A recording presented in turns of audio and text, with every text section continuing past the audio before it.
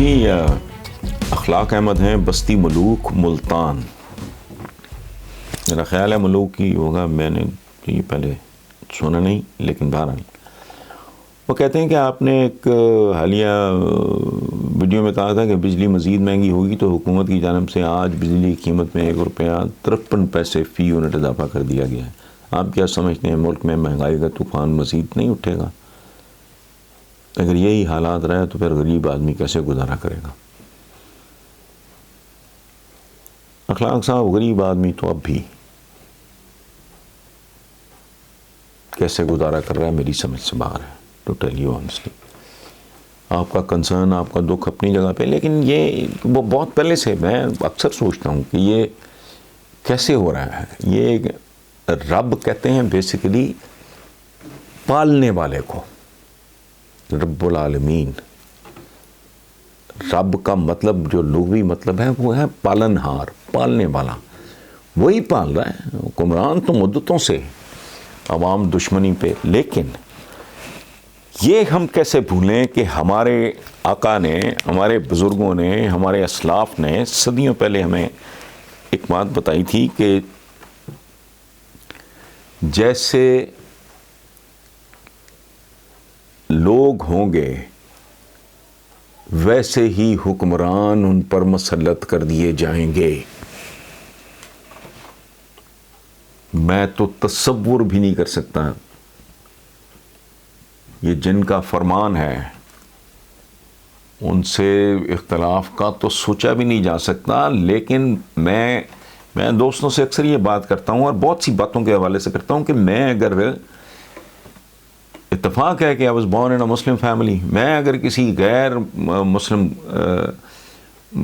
Family میں پیدا ہوا ہوتا، میں رب العزت کی قسم کھا کے کہہ رہا ہوں، میں کبھی کتنی بار سنا آپ نے مجھے قسم کھاتے ہوئے، اور میں حضور کی سیرت پڑھ لیتا تو عاشقی ایک ہی ہوتی زندگی میں. ٹھیک ہے، تو ان کا فرمان ہے، یہ ہمارے کرتوتوں کے پھل ہیں،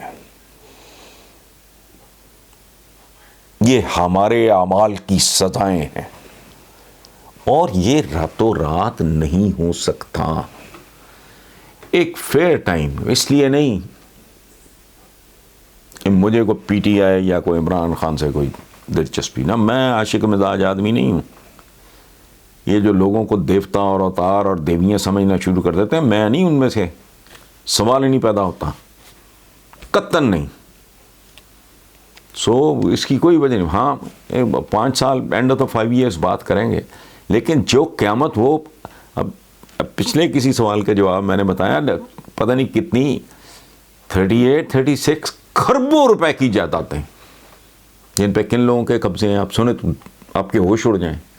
تو چند دنوں میں نے کسی کے ذمہ لگایا ہے یہ سارا ٹاسک، اس کی تفصیلات لے کے آئیں. وہ آگے بک بکا چکی ہیں. اب جنہوں نے خریدی نہیں وہ تباہ و برباد ہوں گے، وہ واگزار ہونے شروع ہو گئے ہیں.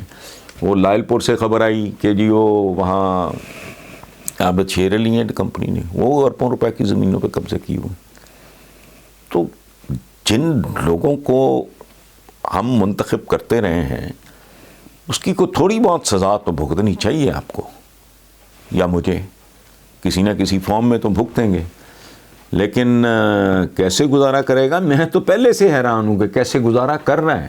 اچھا، پچھلے دنوں اعداد و شمار بھی آئے تھے کہ 13% لوگ ہیں جنہوں نے کھانے میں کمی کر دی ہے. نہیں، کچھ پتہ نہیں کتنے % لوگ ہیں جنہوں نے کھانے میں کمی کر دی ہے. 1 meal a day 2 meal a day، اور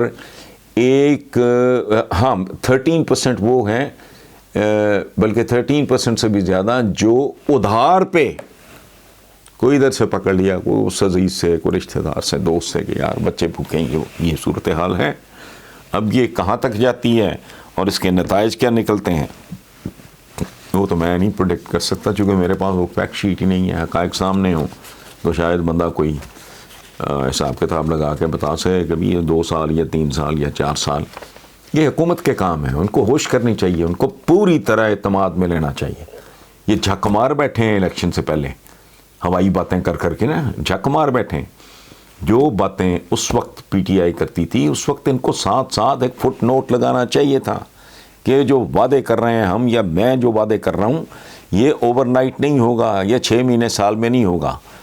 تو وہ نہیں کیا تو اب بھی نہیں کر رہے ہیں. اور کمال کی بات ہے, مجھے جب کسی نے یہ بتایا کہ لاہور میں کتنی جائیدادیں اور کتنی مالیت, خدا کی پناہ, تو میں نے کہا ان کو اتنی ہوش نہیں ہے.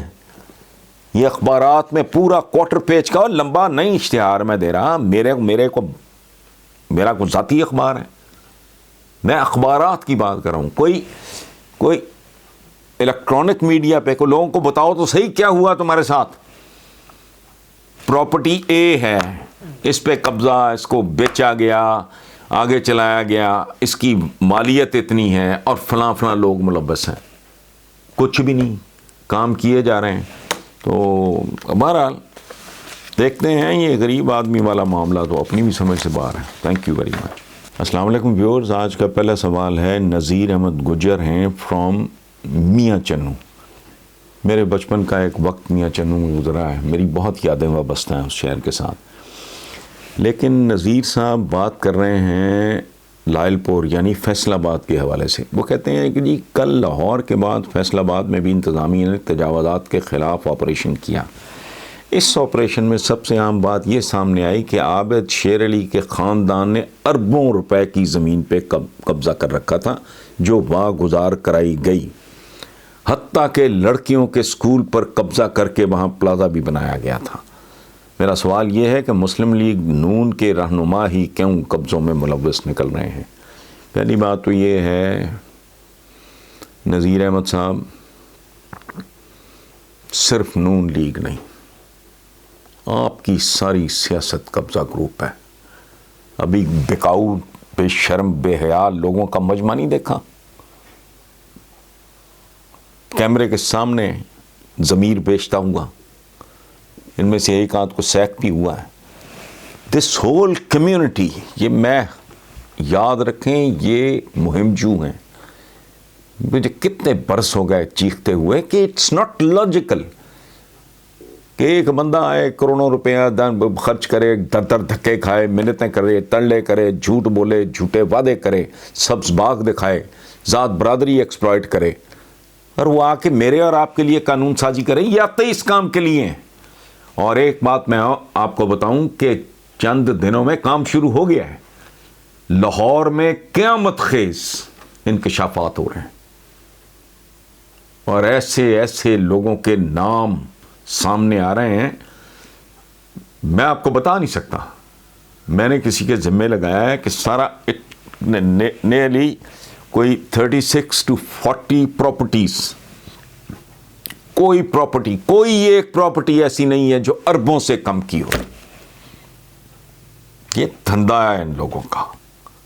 یہ وہ لوگ ہیں کراچی کے ریلوے ٹریک پہ جنہوں نے مارکیٹس بنائی. کس کا نام لیں گے آپ؟ وائی جسٹ نون لیگ. اور ایک بات میں آپ کو بتاؤں, ایمانداری کی بات ہوتی ہے. عمران کی ایمانداری بالکل قائم ہوگی.